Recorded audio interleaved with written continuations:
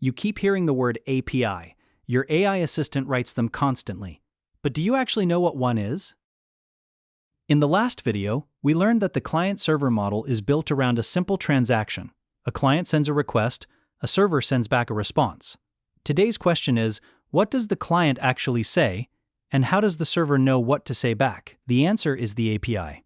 API stands for Application Programming Interface. The API is the contract the server publishes. It defines exactly what requests it will accept and exactly what it will return. Give me this, I give you that. Let's start with the simplest possible example, a calculator function. This function is an API. It defines a contract. Tell me the operation you want, give me two numbers, and I'll give you the result.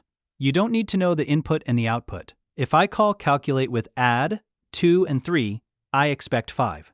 The function, playing the role of the server, must comply with that contract. That's what an API is.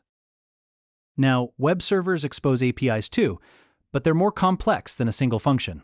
Web servers typically expose what's called a RESTful API. And just like the calculator, the API is a contract the server publishes. The server's API says, if you want to get a user, send a GET request to my user's route with the user ID. Do that and I'll send back the user's data.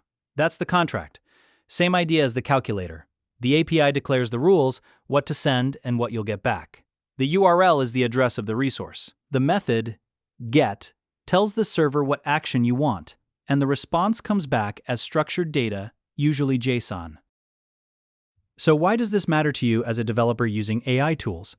When you ask Claude Code to add a login feature, it's writing API calls, defining endpoints, structuring requests and responses. When you use the OpenAI API or the GitHub API, you're the client calling someone else's server.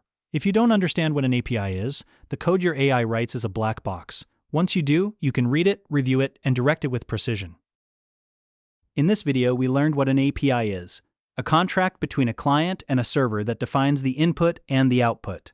We saw it at the function level and at the web level. In the next video, we'll go deeper into RESTful APIs, the conventions that make web APIs readable, predictable, and consistent. If this was useful, subscribe. I post more concepts like this explained precisely. And if you want the full AI-assisted development workflow, the Udemy course link is pinned in the comments.